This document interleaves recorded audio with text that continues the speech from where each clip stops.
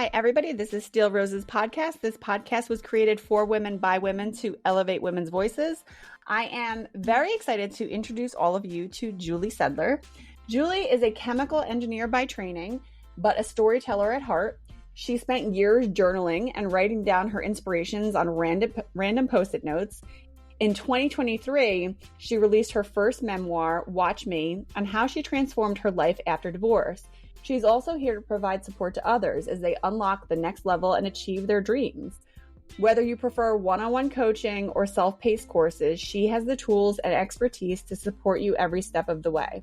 Her hope is that sharing her experiences will show someone else what the rainbow looks like after the storm has passed. And I have to say, that last line is one of my favorite things about everything about you, because, Julie, that's a huge part of why I'm doing this podcast, is because I want people to see you might be in the thick of it right now, but you know what? Most of us are, and it's okay, and you're going to make it through. So Julie, welcome to the show. Hi, thank you so much for having me. I'm really I got a little chill. I have really been excited and looking forward to having this discussion with you. Just because I stand for so many of the same things that you do. And like you said, seeing that rainbow at the other end of the storm is such a universal experience, right? Mm-hmm. Everyone goes through some level of change or stress or challenge in their life.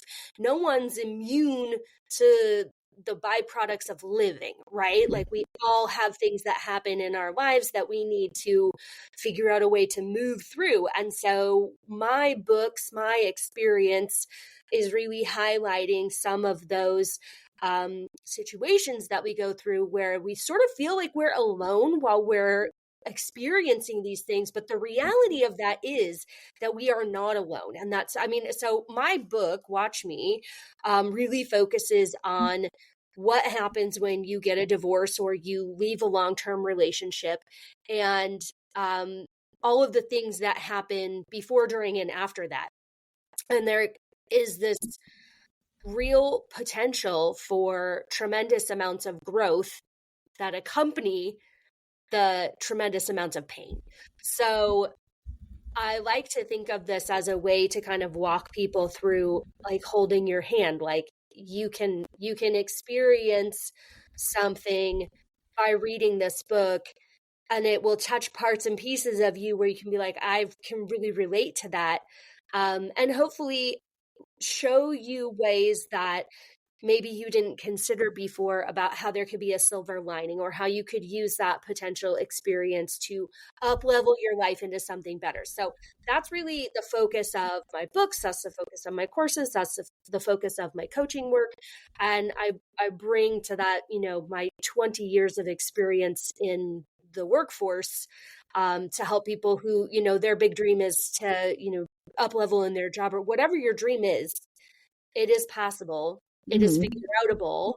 And if there's anything I could say, the version of Julie before this book starts, so pre-2018, she's just terrified of everything. She's really kind of even just afraid of living. So she's not living. She's not really doing much of anything. She's really just kind of coasting. And she's really coming to the conclusion in the beginning of the book that that's not going to cut it anymore. And that everything in life is figure outable. Even if it's scary, you can figure it out. And there's support out there for you to assist you in figuring that out. And so I love this book as a beacon of hope for people who maybe have that inkling, that nudge, that nickel inside of them that they want to do these bigger things, or they're made for bigger things. But that fear is keeping them in a place where they're not taking action on that. And that is where I can really help people to get to the other side, because I can map out a course of action for you. I can be your guide to help you get to the other side. So I love helping people go through that transformation, because it's so freaking scary. It's terrifying. And also exciting at the same time. And it's really hard to hold both of those things all at once, because both of those emotions are can be very overwhelming. It's the fear, I think, and I personally, the fear for me is almost debilitating, and it kind Hi, of have we pulls met? you down. Yeah, what'd you say? Hi, have we met? Yeah, I'm like it's the wildest thing, because you would look at me from the outside and not even think for a second that I'm afraid to do anything that I'm doing. Like, But on the inside, it's a but on the totally I different am story. freaking out, man. Well, and it's funny because like I did a recording yesterday, which, by the way, I have to tell you, I should probably connect you with this woman, because she had said the same phrase to me, and she literally had on a plaque behind her on her desk, everything is figure outable. And I was like, I commented on it, and as soon as you said it just now, I'm like, oh my God, I just spoke with somebody else who said the same thing. But I was speaking to this woman, and one of the things that we were talking about was, when you're running a business or whatever, when you're an entrepreneur. And I said something about being a podcaster and how much I love this, how much I want it to grow. But the way that I phrased it to her was my little side hustle. Like, I kind of demeaned it a little bit. And she turned it around and she said to me, she's like, listen, I just want you to know that not one man that has pitched me podcast ideas has ever told me it's my little side hustle. They always come in hard and strong and say, like, this is it for me, regardless if they have a day job or not. She was like, obviously you have a career, so that's why you call this your little side hustle. She was like, but this is not your side hustle. This is your thing that you love to do. And I think you should just rebrand it right now. This is your passion. This is my passion. And so, like, I said to her, like, after we hung up, I was like, I had all these, like, it was like a domino of epiphanies of, oh my God, I've been holding back so much just because I'm scared of, like, really pulling the trigger, really diving in. Yeah. What if it is successful? What if I got everything I actually wanted? How would I be able to hold it? And you're not alone. So one of the things about this book is that my inner dialogue is another character. So not only in I can see most books, you're privy to, this is what I said, this is what he said, this is the setting around us. But in this book, you're also getting my inner dialogue. Like, I'm in real time saying what the actual F is going on. And you can read that. And it's very, it's stylized in a way where you understand, based on the formatting of the book, that this is my inner dialogue. So you're privy to understanding what my mindset is, and you're privy to understanding what it is that I'm afraid of, and you're privy to how I gently start to challenge these things that are happening in my life and my role in it and what I'm accountable for, and how I'm going to overcome it. And in some cases, the universe really does intervene, and you don't necessarily have all that much sway, right? These things kind of feel like they come out of left field, are really to put you on track, to align you to where you are meant to go. And in other ways, like, you can really steer the ship. You have a lot more control over things than you think that you do. So you can chart the course along with me. So for the people who are joining us who don't know, this book is formatted into 3 sections. Each one roughly covers a year. And then each chapter within that, so 12 chapters within 3 segments, is roughly covering 1 to 2 months. So you're really looking at a 3 to 3.25 year period of my life. Okay. In some cases, that's not really a lot of time, right? I'm 40. That's not that much of my life. But in other cases, when you look at what I did and what I accomplished and what happened in that span of time, that's a lot of stuff to pack in there. So we've got 2020, we've got a global pandemic, we've got sheltering at home, we've got work from home, we've got shutdowns and toilet paper shortage. Toilet paper, that's exactly what I was going to say.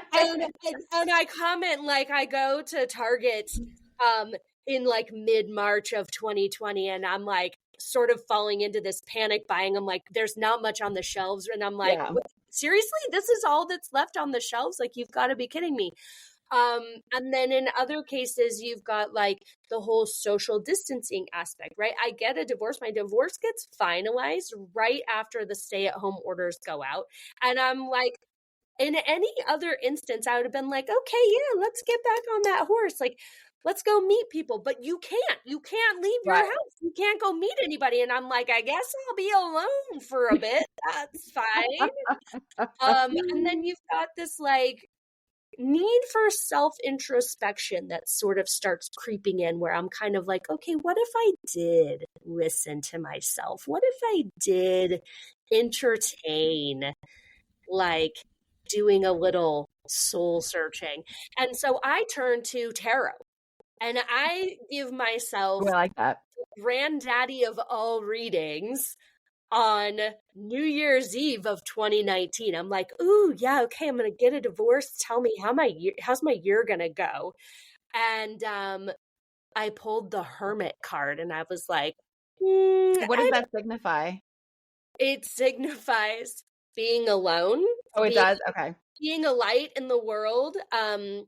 Really going within to find that wisdom so that you can emerge from the cave, having more knowledge. Yeah. The hermit is also, in traditional tarot, is also carrying, she is also carrying a lantern, which signifies inner wisdom. And like, so not a bad thing then, not a negative, because people think hermit and think negative, but I'm going to be alone. And then the pandemic hits and I'm like, ooh, yeah, that hits different. So I had like this whole spread, right? I was like, what's my love life going? Can I tell you this? And for anyone who's listening, I want to mention this because I think people hear tarot and think like, oh, it's nonsense, or they think there's a lot of quick judgments for it. Sure. The only reason why I want to back you up here is because I had one done, a long session done. Let me think here, in 2009. It's a while ago. Yeah. And the person predicted down to a T the person I was going to marry. Nice. Down to a T. Flat out told me, like, this is what he's going to do for a living. This is what he will look like. This is how many kids he's actually already going to have when he meets you. And she literally and she told me about baby mama drama. She told me everything. She predicted everything. And she was like, if you meet this person and you are able to make this work, you guys are really going to be happy together. And I remember being like, all right, like whatever, I'll go with the flow. And then about a year later, I met my husband. And I remember coming home and being like, oh my God. Let's take a quick break. Are you interested in podcasting but not sure where to start? My name is Jenny Benitez, and I'm here to help guide you through your podcast launch and maintenance. Check out the link in the episode description for Podcasting Unboxed, your comprehensive startup guide. I am very excited to work with you. So I got this email earlier this year from somebody who I knew like 20 years ago. Someone I knew very well, like 20 years ago, that I haven't spoken with in like 2 decades. Mm-hmm. And they reached out and they were like, I read your book. I had no idea what you had gone through. I thought at the time when we kind of parted ways that like, I heard about, who you met and who you ended up with. And I thought like her life is going to be so great. She's living the dream. She's doing the stuff. And I had no idea. And then also, like, I've never put much stock into any of like the woo-woo stuff, right? Like the tarot or anything, but like reading your book really changed my mind. Seeing how you use that for self-introspection and to kind of help yourself move through situations, like, has really made me think about maybe like incorporating some of those elements into my life. And I was like, yeah, I love that for you. I think that there's a lot of elements to like this woo-woo stuff. And by woo-woo stuff, everybody, we mean like meditation, we mean tarot readings. anything that's like, oh, you're turning inward to find like a real source of truth.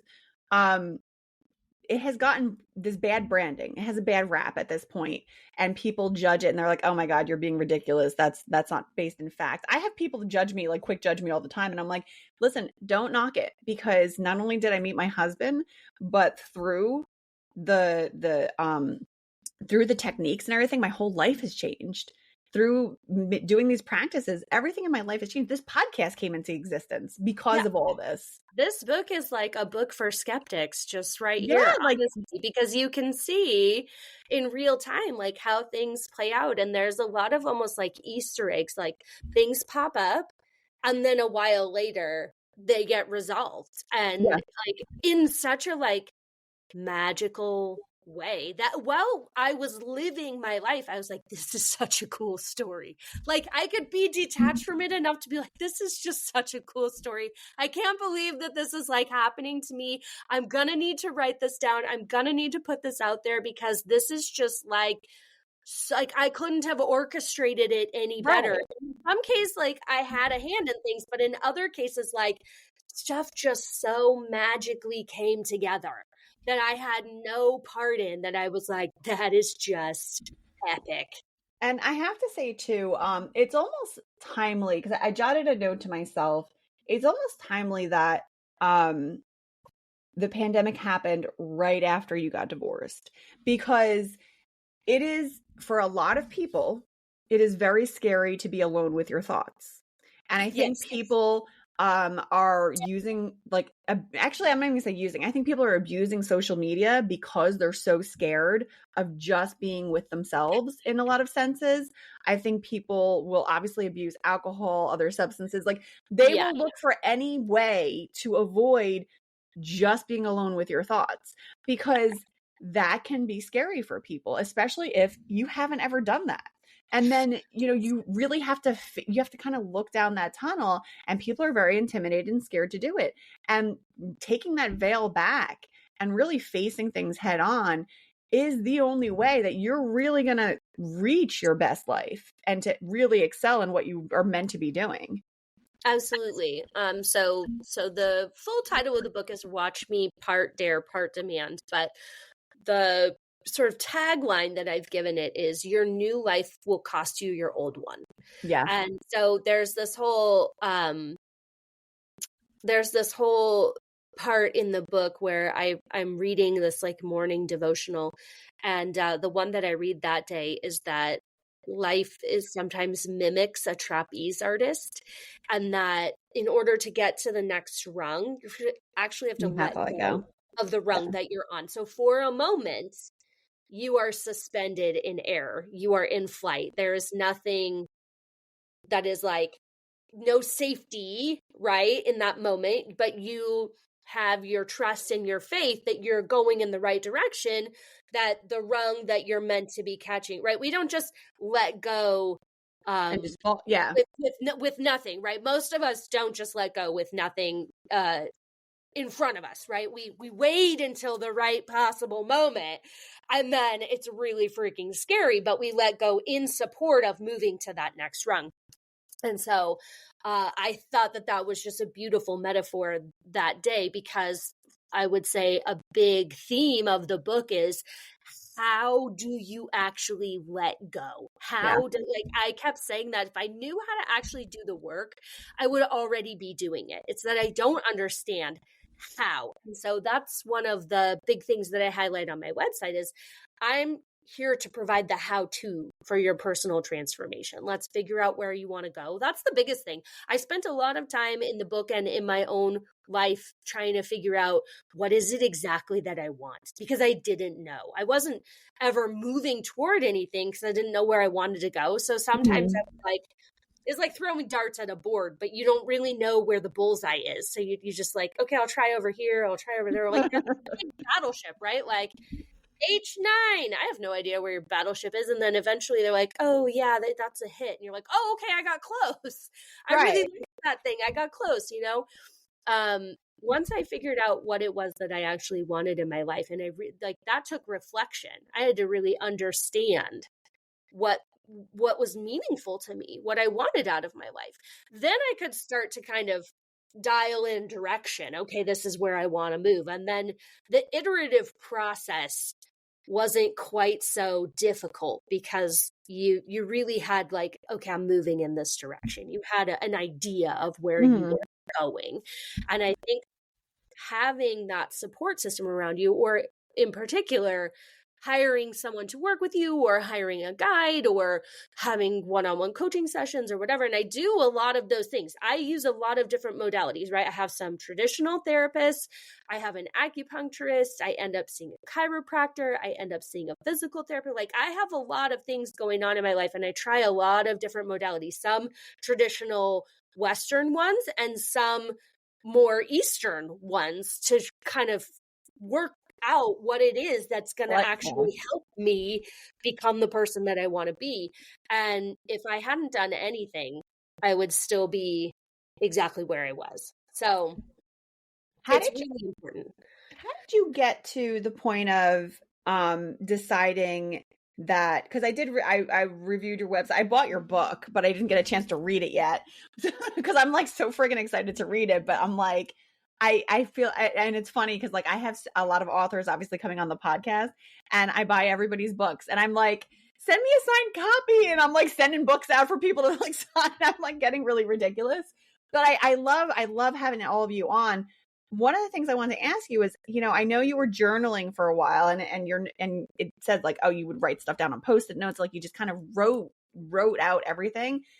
How did you get from I'm just jotting things down to I think I'm going to write a book? Well, first of all, I was terrified. So one of the things people would see if they were to go in and read the book is they would see that I forged this friendship with a person who actually lived really close to the house that I was getting ready to sell. So my ex-husband moves out of the house and I'm getting ready to sell it.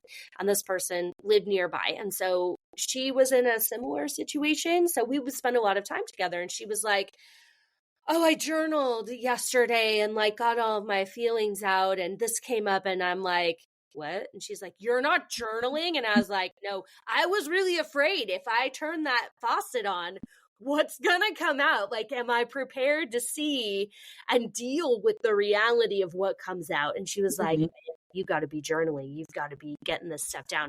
And so I think it was by late 2019, I was like really having some of these significant sort of spiritual experiences. And I was like, yep, it's no one's gonna believe me when I say these things happen if I don't get it down in real time.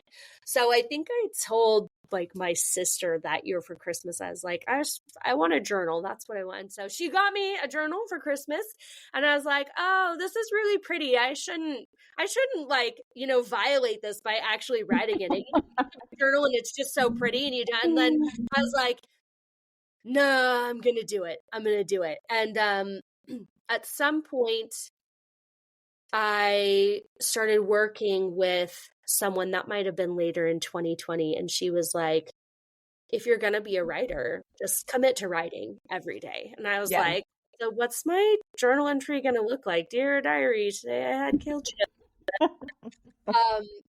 So I just, in the end, what it was I set a timer on my phone for 10 minutes. And I was like, if you need a prompt, go look up a prompt on the internet. There's no shortage of resources on the internet to help you get going. If you want to learn how to read tarot, if you want to learn how to read oracle, if you want to know about crystals, if you want to know about acupressure, if you want to start journaling, the internet has there's tutorials for pretty much everything. You can find whatever you need.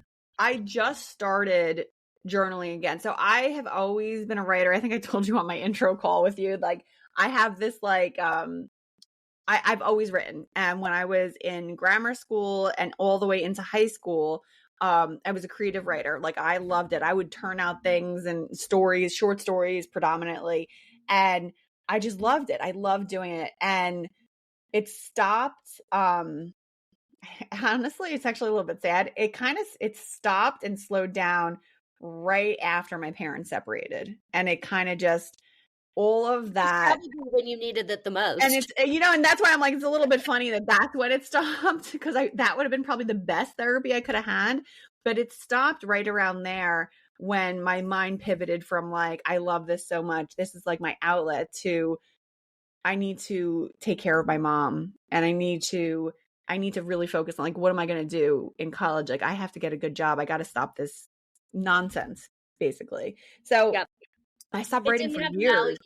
No, it didn't have value. Exactly. And I haven't written personally for myself in years. And I'm not even kidding. Like a week ago, I just started journaling again, because I've been noticing, like, since we're both in this blessed age of 40, I've been noticing my transition over to perimenopause.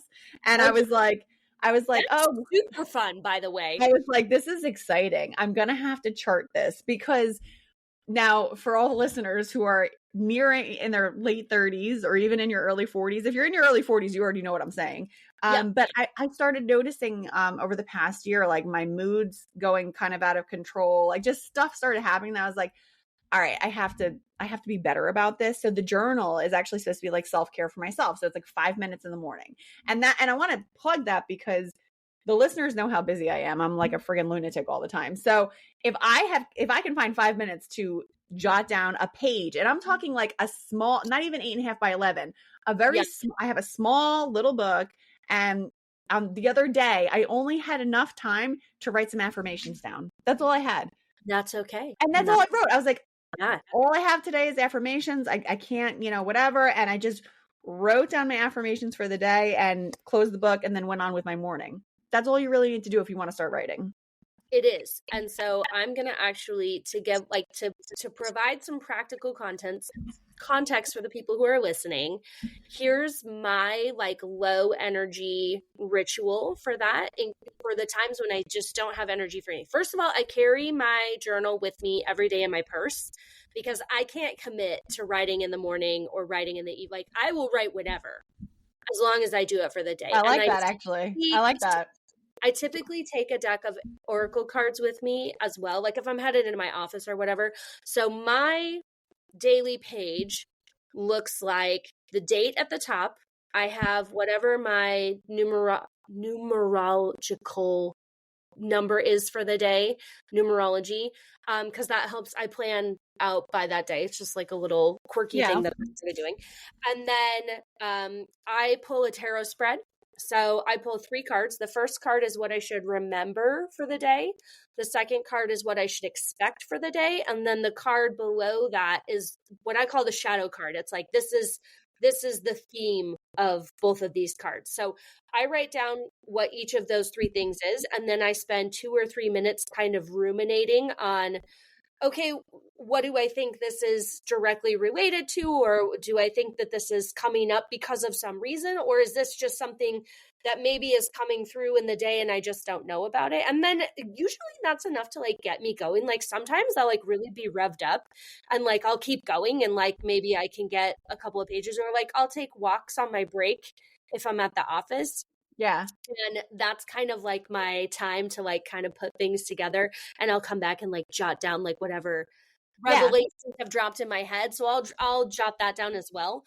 But if you really truly just can't, the voice memo app on your phone is delightful. And I am a big fan of that. So if you have like your AirPods, if you go for a walk, if you're like walking, you're in New York, I think. So maybe your walk is like to the subway or whatever. I'm in Jersey. I'm in Jersey by the beach. I only know about East Coast living from movies and from TV. So I'm sorry. I'm the Pacific Northwesterner in me has no idea what like true. That was really funny. I don't. I live in like the most suburban kind of area you could possibly imagine. So I take walks a lot. There's no one around me, but I just imagine like people who are like walking to the subway, because no one cares. Or if you're talking to yourself, you just like chat into your voice memo. Right. Because it doesn't matter. Yeah. You can save it with the date, and it automatically saves the time. And then if I feel like it, I can transcribe that later into my written journal. So I've done that before. But sometimes, like if you're a verbal processor, that really Yeah. helps you get through things. Like you can make connections that like, because stuff like for me just kind of comes out of my mouth sometimes. And it's the same thing between your brain and your hand connection. If you're physically writing something, sometimes like you just write stuff and like you had no idea that that was even going to flow through. So I always like to give people practical tips of things that are like low energy because no one has time to. So that's actually a really great point. And something else I want to pull for, like, derive from what you just said is you have to tailor it for however you are able to really do it. So exactly what you just said, like I like writing, like I like to go old school with an actual pen. Like that's just I just like it. But you don't have to go that route. Like my kids growing up are probably not gonna have journals. They're probably gonna do exactly what you just said and just like voice note it in. Like if you do better with, speaking and you feel like that's how you can best approach things, like go for it. But the whole point is to kind of to get it out there, to get your message out into something else. I've always, when I was very young and when I was writing quite a bit, I used to say that, like, once it's on paper, that's it. It's out of you and it's on paper now and you don't have to worry about it anymore. It's on paper and you're releasing it. Sometimes too, when it's on paper and you read it back, your perspective of it can shift enough that the fear comes down, right? Like a lot of times we hold things inside of us because we're afraid to actually push it out into the world. But writing something down on paper is just safe enough. I'm using air quotes, like just safe enough. Yeah. And then once you read it back to yourself, and this has happened to me, right? Like no one is immune to life. And so these things have happened to me. Please don't think that I'm some like person above whatever. Like all of this stuff is stuff that I have experienced and I have learned, quote unquote, the hard way. When you read something back, especially something you've been holding in that you've been afraid of, sometimes that's just enough to loosen its grip on you. And you can be like, oh my gosh, this is ridiculous. I was afraid of that. That's not going to happen. I've totally got worst case scenario cognitive bias going on here. Yeah. How can I start to challenge? And that's like sometimes just exactly the step you need to take to kind of work your way out of being, huddled by that fear. And so that has definitely happened to me. And so I just want to share that for anyone who's listening, who's kind of like, is this really worth doing? Yeah, it is worth doing. That's why we're here chatting about different ways that you could potentially make it work for you, especially if you're worried about something. It's incredibly helpful. And I'll use myself as an example again, because I shared already, like my fear, which happens consistently, by the way. It's like a weekly battle of like fear. Oh, yeah. It's not like it goes away. It's still there, but I just mentally, I know that that's really just like my brain scared to rewire itself, because that and I had read that and researched that quite a bit, where like we get that feeling and sensation of fear, but the reality of it is it's not actually fear. It's just your brain has to rewire for a new situation or a new path. And in order for it to do that, it feels a little bit uncomfortable, and then worth seeing it as like, oh, it's fear or it's anxiety or what have you. But if you could just get past that little hurdle, then you're okay. So what I literally will do, what I do is I will throw myself into it. I'm just like, I am really freaked out. So anyway, Julie, do you want to do a live? Like that's how, like, I'm like, do you know what I'm saying? Like, that's like, I'm really freaked out about this. By the way, let me invite someone else to do it. I do want to do a live with you because I think that's super exciting. But I actually have a theory for this particular thing that we're talking about. So in physics, if you're trying to move something really heavy, like if you're trying to move like a refrigerator across the floor, have you ever tried to move something really heavy and you just like you go up to it and you're trying to push it and it won't move, it won't budge? Well, the mathematical expression for when that tipping point would shift, going from static to going to dynamic, going from not moving to going to moving, You actually have to overcome what's called the coefficient of friction, which is the force that is keeping that from moving. And so a lot of times, right, chemical engineering, I've got the science nerd. I'm sorry, but I'm not sorry.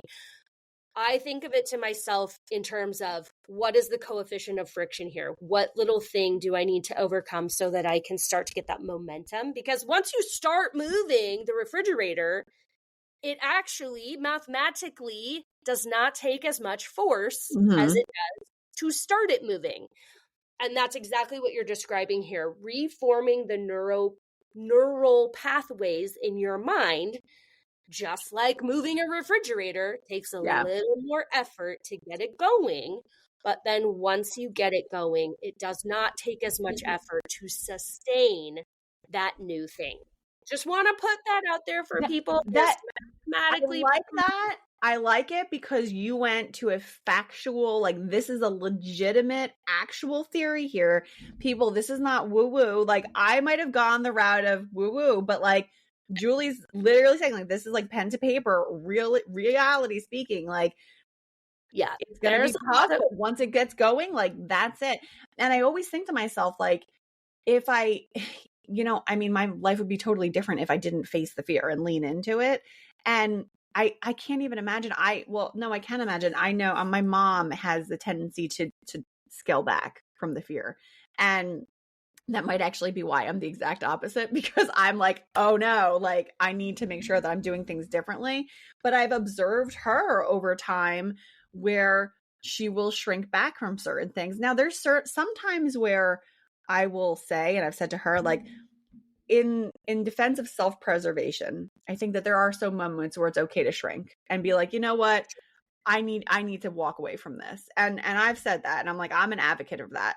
I tell my kids that. I'm like, I had a situation with my children where they were in an after school program, and they didn't like, one of the kids that was there was bothering them. And there was like 3 days in a row they came home and they were upset and bothered. And I was like, all right. And I had spoken to the directors, and I did the mom thing, was like, hey, this is happening. Can you help out? But by the third day, I was like, all right, my children have come to me and expressed this. I'm going to go ahead and take action here and pull them out and say, you know what, then you don't have to go anymore. And the person that I spoke to, this administrator that I spoke to at the school, was like, well, you don't really want to teach your kids to be quitters, do you? And I was like, well, I said, sure, no, I don't want my kids to be quitters, but I want them to know that if they come to me and tell me I'm uncomfortable in this space, that I'm telling them it's okay to walk away. You don't have to face it. There's when I was growing up, there was this whole like face your bully and kind of thing. That's not necessarily right, though. Like, in my opinion, to throw yourself into a situation that's not exactly right, People are going to have different experiences in their lifetimes, and in some cases a confrontation can be the perfectly reasonable situation, and in other instances, quote unquote quitting. So I'm going to use quitting in quotes, right? Yeah. So I've been rewatching Ted Lasso because that's like one of my comfort shows. Yeah. And he has a really uncomfortable relationship with quitting. And it all stems from the fact that he considers that his dad, who took his own life, quit on him and quit on himself. And so he has vowed to never quit on anything. And then, of course, things come up in life where you need to walk away or let go. Yes. And if you have a black and white mindset, to you, that may look like quitting, and it is not okay to be a quitter. And so these are some cognitive biases that we're challenging here, some black and white thinking. It can only be this or the other. And it's not true. So in some cases, getting a divorce, leaving a relationship that's not healthy for you, while some people would say, how could you quit on your marriage? For me, the answer was, this relationship wasn't serving me or serving my children. And if I'm going to be the best parent that I can be, which is what I wanted for my kids, I want to show them what a healthy relationship looks like. This, to me, where I'm at now, is not a healthy relationship. This is not what I want to model for my children. Nope. It makes perfect sense for me to walk away and to let this go and to quote unquote quit. Yeah. And start again but I'm not starting from the very beginning. I'm not starting over with zero experience. I'm starting again.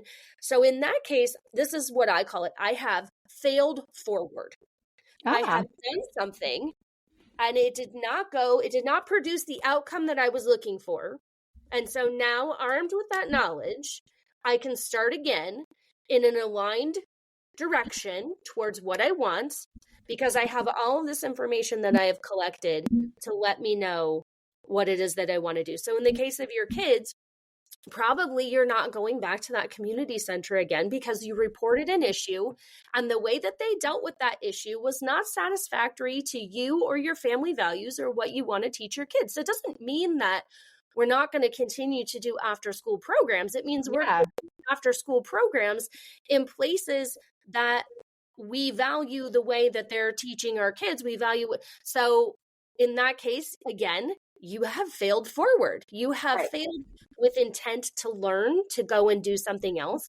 And what you're doing is you're telling your kids that it's okay to reevaluate and to move forward differently, which I think is a far more helpful message than failure is unacceptable and you have to continue living the life exactly the way that you have been this whole time, because you can never do anything differently and you can never take the knowledge that you've learned to figure out a new and better way. Like there are so many things that were taught to me that I've embodied up until the beginning of this book, where I start really challenging, why am I doing this way? Why am I a lot of learned behavior? And really, failure is a central theme within that. Oh my gosh, I failed. Who will want me now? I might as well just get a bunch of cats and like call it a day. I actually have those thoughts.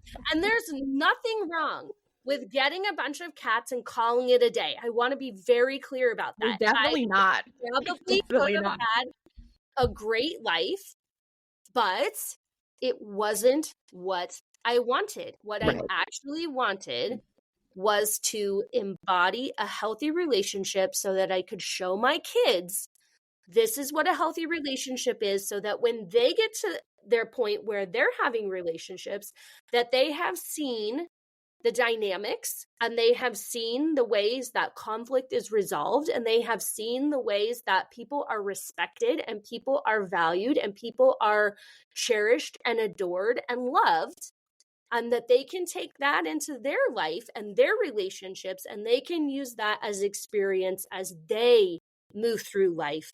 So I assume that they also will fail. Hopefully will forward. And failure is not the dirty word that people want you to think it is, because failure comes with shame, and shame carries the lowest vibrational energy that anything can carry.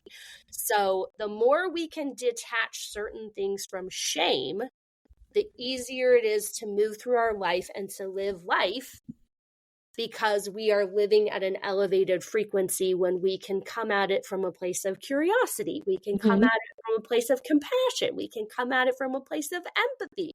All of those vibrational, you can actually look at it, you can Google it. Google is right you there. can research all this. Everything she's saying is like legit, by the way. I'm nodding. You all can't see it, but I'm nodding along with her. So obviously we've got love and joy as like the highest vibrational states that someone can be in. And even so, I want to say even anger is a higher vibration than shame. So one thing that I've learned throughout all of this was what's called the anger umbrella. And that anger can actually mask a lot of other feelings: sadness, grief, despair, shame. All of those things can kind of get masked by anger. And so a lot of times we think that anger is the lowest that we could possibly be. And that's not true. Yeah. And so if you are curious about this, I invite you to Google vibrational states so that you can look and see what those emotions are on the vibrational frequency. But shame is actually the lowest. And so that's why, that person was trying to shame you into staying in a situation that didn't feel good to you. And I certainly am no stranger to that. I had a lot of people wanting to shame me into staying right where I was as I was moving through all the things that I was moving through. And I didn't let that affect me. And I'm really glad that I didn't let that affect me. And so if that's the one takeaway today, is your relationship to shame and failure and all the things, then I consider this a success.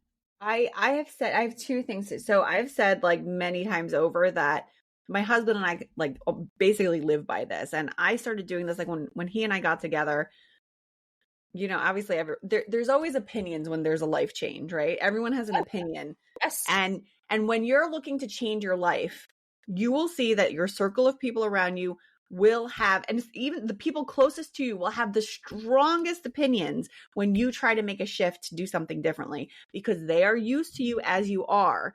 And if you are trying to make something change, then that actually forces them into a uncomfortable spot because they're feeling a shift, and to them, that shift is wrong. So you thus are wrong, which is not accurate at all.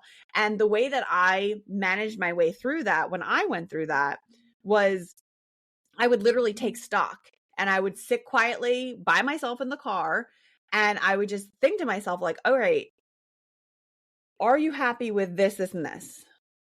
Yes, I am. Okay.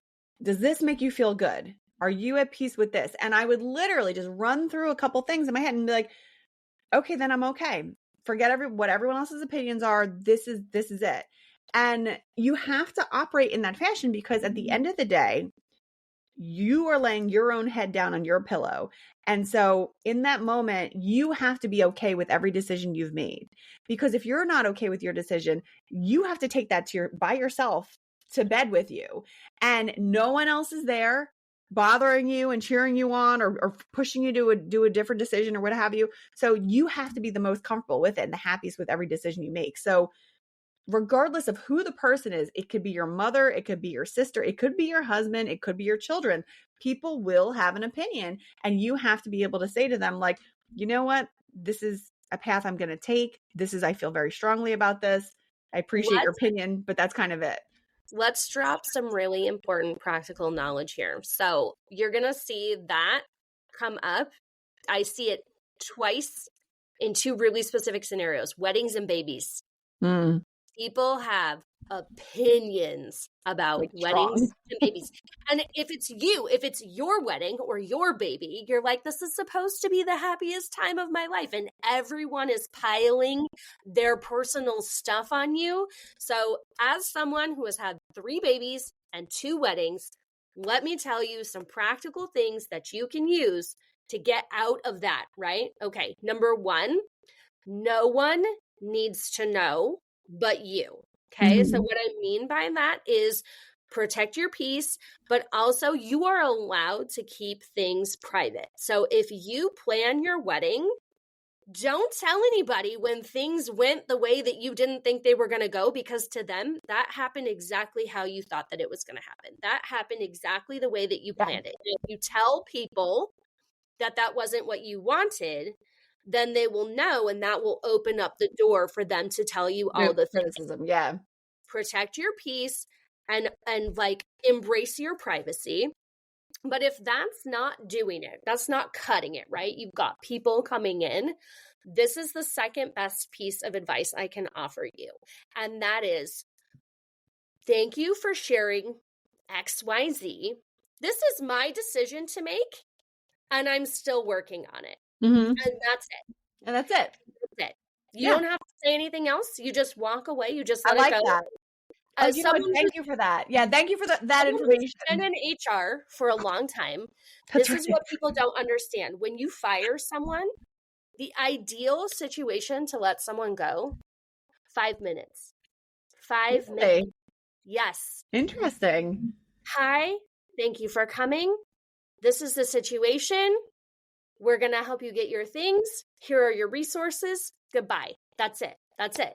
So you are allowed to only have interactions be short, especially if people are invading your peace or invading your space or providing you with opinions that were unsolicited. Just remember, This conversations can be short. I Yeah. can exit. I can Yeah. remove myself. And that's a big thing that I think women struggle specifically with, drawing that like border or drawing the boundary and saying Oh, like, absolutely. and so and I've said to my mom has a really hard time with this. And so like, I've talked with her a lot about like, well, you don't have to be in your face to somebody. Like, you don't have to be aggressive with somebody as you just like laid it out. Like, you know what? Thank you for that. I'm going to think that over. You don't have to commit to something right there and then. And if they're pushing for it, like, you can literally say like, oh, I'm okay now. Like, or I'm going to think this through. Like, there's other ways you can go. I need more time to consider all of my options. Yeah. I'm going to take more time to consider all of my options. Yeah. Walk away. And I've used that one before, especially if you're the kind of person who gets flustered and then you sort of feel bullied into agreeing or just, and it takes a little bit of, remember that neural pathway of rewriting. It takes a little bit to get into the habit of it, but I'm going to take more time to think this through. It does take time. If I need something, I'll circle back to you. You know what?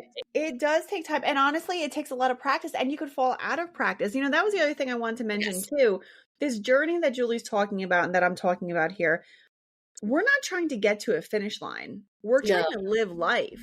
Life is not a race to be won and you're racing to the finish line and you're going to win this grand prize. This is the prize. Like, this is it. This that's happening right here, this life that you're living, this is the prize. Like, this, you have to live it. So you can't constantly be trying to race towards something else. And the same goes with going through like a coaching session with Julie or partnering with Julie on working through like living your best life. Like, how am I going to achieve these goals? How am I going to set boundaries? Like, what do I do? Where do I even start? There isn't necessarily I graduated, I'm done. Like, I talk to people all the time. I talk to coaches all the time. I mean, you guys have heard all the podcast episodes. I have coaches on here all the time. I have authors all the time. And I reach back out to a lot of people and I'm like, hey, I'm having a tough week, like this, that, and the next thing. And then I'll like be able to reconnect with them. And the truth of the matter is, like, this is the journey. And sometimes there's a tough week and sometimes you're going to falter and sometimes you're not going to be okay, but that's okay. This is the journey. Yeah, I think the best way to say that is your life is a culmination of experiences. And what it comes down to is, what's the quality of your experience? Is the quality of your experience to your liking? Mm-hmm. And when you look at it that way, then it's kind of like, ooh. And if it's not, what would be a better quality? Like, what would be what you would want to experience? And I think sometimes it's hard for people. It was hard for me. So I'm speaking from experience. It's hard for people to turn this around, right? We only know what we don't like. We only know the terrible that we're in right now. And sometimes it can be hard to turn that around and say, okay, what would be better? What do I want to experience instead? And put it into a positive light and move towards that. And so in some instances, working with other people can help you shift that perspective so that you can actually make some strides moving forward. And certainly as an engineer, people reverse engineer all the time. Knowing what you don't want can help you figure out what you do want, or knowing what you do want can help you figure out what you don't want.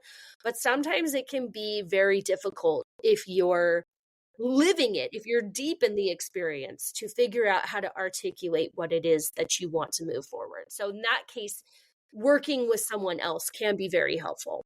No, and honestly, I'm a huge advocate for it. Like, I can't tell you how many like revelations I've had. I think I was just talking about one. Like, I just had this revelation yesterday, and it was like a 30-minute conversation. I was like, oh my God. So I do highly encourage you, for the listeners, if you're listening to this and you have this inkling that, you know, there's something more for you and you're just not quite sure how to get there, I'm going to link all of Julie's information into the podcast description. Really strong recommend to reach out and, you know, just get some help and support. Well, and it's not even like, oh, it's, you know, in the traditional, I know people shy away from like therapy, quote unquote, but like, Right. This is somebody who's going through it, gone through it, like, and just helping to guide and help you along your way. So it's truly a huge resource that people really should just be leaning into at this point, because it's there. We might as well take advantage. And I think there are more and more people every day who are leaning into this. You know, there's a time and place for traditional therapy, and there's a time and place Yes. for coaching, and people are more and more open to figuring out what that looks like for their own personal life and what's working for them. And I know I have used both methodologies as well. So I'm very open to that. I am not a trained therapist, but I am definitely someone who comes with a wealth of experience and a lot of learning the hard way, and can hold up a mirror for you to help you figure out, you know, how to get to where you want to go. Yeah. And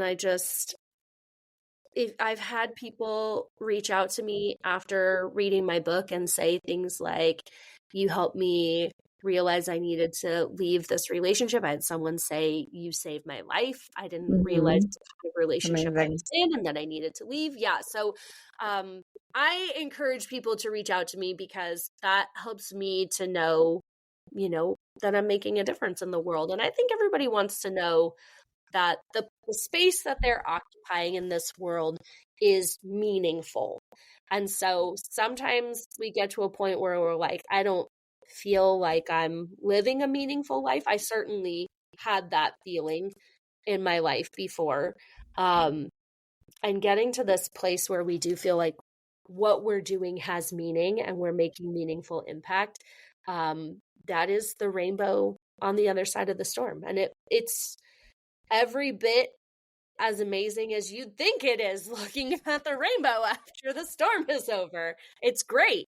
I would invite you to come experience this for yourself as well. Well, I'm thrilled to have you on with me today, and even more excited to read your book because it's there. And I'm excited. Yeah. You'll have questions. You'll be back. I'm excited. Oh, you're kidding. Of course I will. I'm like so excited. Julie, thank you for joining me today on the podcast. I really appreciate it.